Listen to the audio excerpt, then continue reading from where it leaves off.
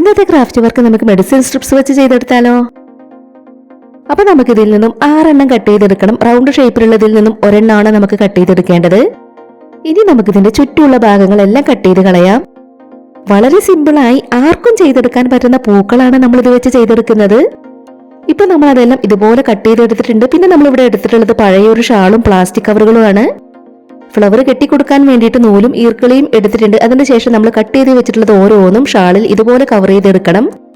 Round ഷേപ്പിൽ cut ചെയ്ത് വെച്ചിട്ടുള്ളത് ഒഴിച്ച് ബാക്കിയുള്ളതെല്ലാം നമുക്ക് ഷാളിൽ ഇതുപോലെയാണ് ചെയ്തെടുക്കേണ്ടത്. നമ്മുടെ ഇന്നത്തെ ഈ ഒരു ക്രാഫ്റ്റ് വർക്ക് പറ്റുന്നവരൊക്കെ ഒന്ന് ട്രൈ ചെയ്ത് നോക്കണേ. അതുപോലെ സിമ്പിൾ ആയിട്ടുള്ള ഈ ഒരു ക്രാഫ്റ്റ് ആയിട്ട് ഷെയർ ചെയ്യാൻ പറ്റുന്നവരൊക്കെ മാക്സിമം ഷെയർ ചെയ്തൊന്ന് സപ്പോർട്ട് ചെയ്യണേ.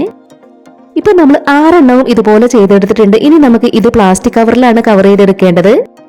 അപ്പൊ നമ്മൾ ഈ ഒരു പ്ലാസ്റ്റിക് കവറിൽ നിന്നും ഒരു പീസ് കട്ട് ചെയ്തെടുത്തു. ഇനി അതിന്റെ നടുക്കായിട്ട് അത് വെച്ച് കൊടുക്കണം. പിന്നെ ഈർക്കിളിയും ഇതുപോലെ വെച്ച് കൊടുക്കണം. ഇനി നമുക്കിതൊന്ന് നൂല് വെച്ച് കെട്ടിക്കൊടുക്കണം. അതിനുശേഷം നമ്മൾ ചെയ്ത് വെച്ചിട്ടുള്ള ഓരോ ഇതളുകളും ഇതിന് ചുറ്റും വെച്ച് കെട്ടിക്കൊടുക്കണം.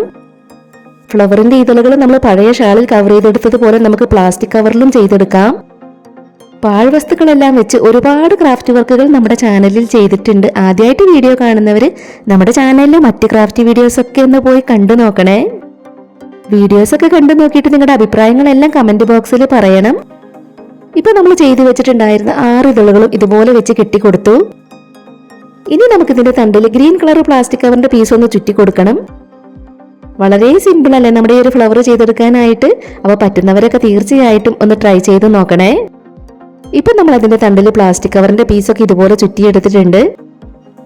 വേറെ കുറച്ച് പൂക്കൾ കൂടെ നമ്മൾ ഇതുപോലെ ചെയ്തെടുത്തു. റൗണ്ട് ഷേപ്പിലുള്ള ഗുളികയുടെ കവറുകൾ വെച്ച് നമ്മൾ പൂക്കൾ ചെയ്തെടുത്തിട്ടുണ്ട്. നമ്മൾ ഈ പൂക്കളെല്ലാം ചെയ്തെടുത്തതുപോലെ തന്നെ പല കളർ പ്ലാസ്റ്റിക് കവറുകൾ വെച്ചും ചെയ്തെടുത്തിട്ടുണ്ട്.